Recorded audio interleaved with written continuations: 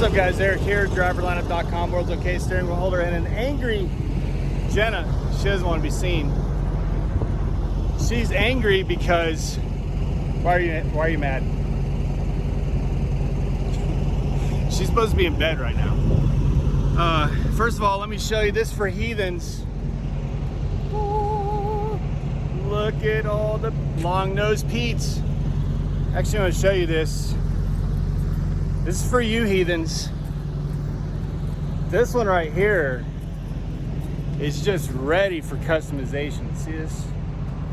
Look at the length of the chassis on this thing. Woo!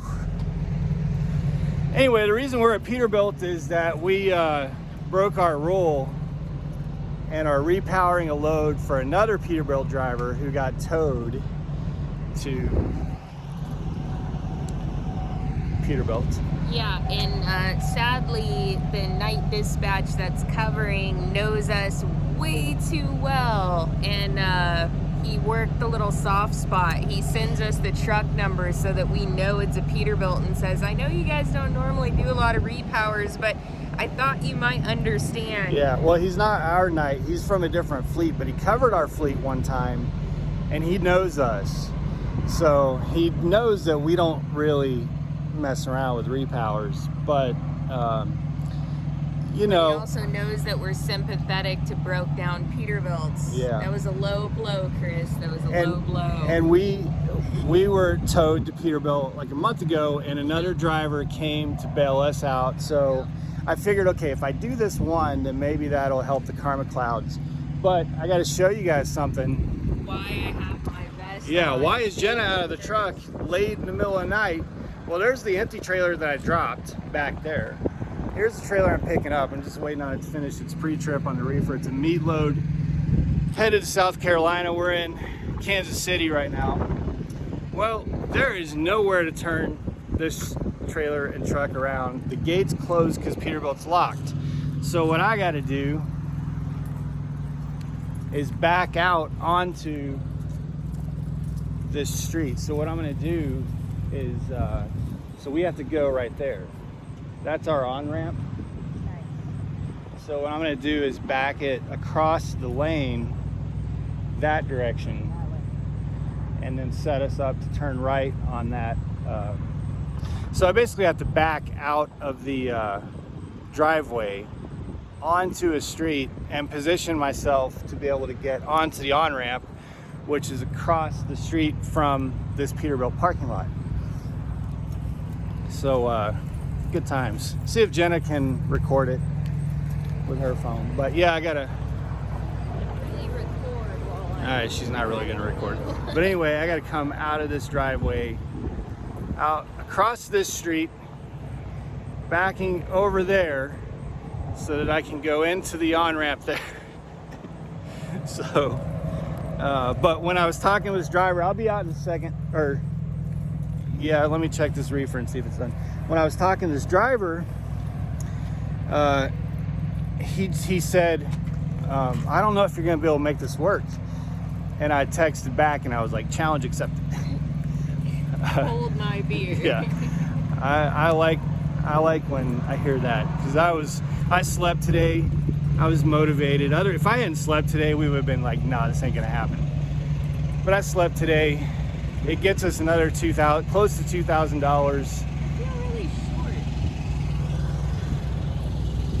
Pretty short walking around with your hand. Gets us another close to $2,000, and by Monday morning. So reefer's half full. Good times. All right, guys, I'll check in with you guys here shortly.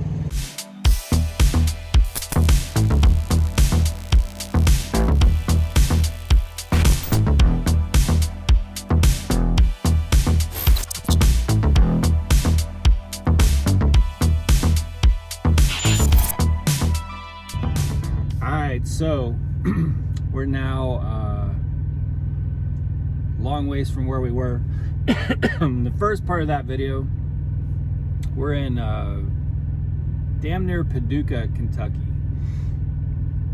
and we just discovered something. I always find these little nuggets.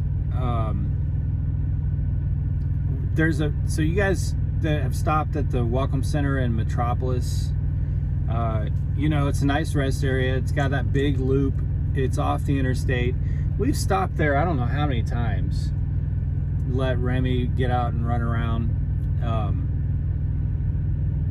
And that's where we were going to switch. Well, all those times we stopped there, we never knew that there's a little truck stop with a huddle house across the interstate. So Jenna was actually, we haven't really been eating a lot on this trip at all. Just kind of snacking here and there, like Cliff bars and things like that. Sandwiches where possible.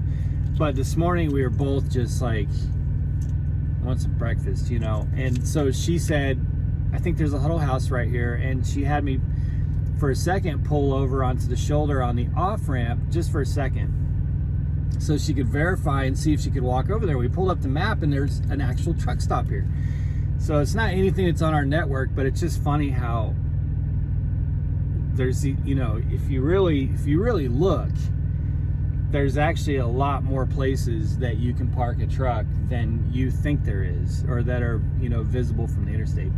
But anyway, so yeah, we're having Huddle House this morning. We're really excited about that. I've been craving eggs like she has. This repower that we got last night, as you guys saw in the first part of the video, is actually so far a really good load. And the reason is that for once the zip code to zip code worked out in our favor, which that like never happens. We get ripped off so many miles on the zip code to zip code, but it worked out to our favor. And this is one of the rare instances that we actually get paid for the deadhead miles. If you guys, longtime subscribers, you'll recall I did a video, I'll actually link to that video in the description below, about how it is not true that lease operators get paid for deadhead miles. They'll tell you that in orientation. That is not true. They're not lying because it's a technicality. But I'll link to that video down below. But anyway, in this instance, we did get paid for the deadhead miles to repower this load. We were actually 53 miles away from it, but because we were 2 zip codes away, we got paid like 130 miles or something deadhead on the repower. So it ended up making what was proposed to us when they asked us to repower it for $1.90. It ended up making it a $2 a mile load for 20. Which is one of the rare occasions that the zip code to zip code actually worked in our favor. That like never happens. I'm sitting there doing the math going, oh, they did zip code to zip code on our deadhead, and that's how they calculated our part, because he had to be repowered. I feel bad for him, and he may see this video. It has nothing to do with me. But the way they calculated the part of the trip that we get paid for repowering is they included the deadhead miles that it took us to get to the load. So he's going to get a little bit less of the load. And I feel really bad for him. But I'll say to you, bro, because I sent you my channel, I've gotten the other end of this too. So I know what that's like. But anyway, it is 2 US Foods customers. One of them is a really good US Foods. One of them is a very rare, really good US Foods with nice parking outside. That's our O2. The 90 is your standard US Foods, which means it's not going to be good. It's not going to be good. So tomorrow will be interesting with those 2 drops, but it ended up being a $2,200 load, actually almost $2,300. That we're gonna run in 30 hours, 35 hours, something like that. So, and we didn't have to go to a meat plant to get it. Like, we just went to Peterbilt and got it. So, knock on wood. Do we have wood in here? Yeah, we have wood. That's actually plastic. It looks like wood, but Jenna's knocking on wood. It's not very wood-like right now. Knock on wood. This repower could work out really, really well for us, because it's going to put us up at about $8,000 in revenue for this week by Monday, then we'll still have time to run another load on this pay period. And then we got to route to Springfield because we're going to actually look at the baby. Well, that's the next time. Oh, okay, not this time. Okay. Yeah. Well, no, because that's like the 29th or something. Oh, that's right. Yeah. We're going because I need a physical, and we have to get Brad in the truck. That's right. We're going to see the baby at the end of this month. But this trip to Springfield, we got to get Brad set up in his truck, and she's right up against her deadline for her DOT physical, which is kind of funny because Prime has this medical facility. This is not a knock on Prime, don't get me wrong. They've just been busy. They've been really busy, and it was kind of strange that the last time we were in Springfield, she called and was like, hey, is there any time this entire week that I can sneak in for a physical? And they're like, nope. So it's, I would think that would be one of the most basic, easiest things to do, but whatever. And then there's another great place in Springfield that she got her original DOT physical but they at. don't do them anymore. And they don't do them anymore. So now there's really no place in Springfield that you can get a DOT physical for, or done, other than Prime. And Prime, you have to make an appointment well in advance. So anyway, which is weird because you never used to. You used to be able to just kind of. Yeah, you used to just walk in there. But anyway, we're gonna get some breakfast and get this repower done. But I just wanted to finish this video and give you guys a Sunday update. That's it for now. Be safe, guys. Make good decisions, and as always, drive to thrive. We'll talk to you soon.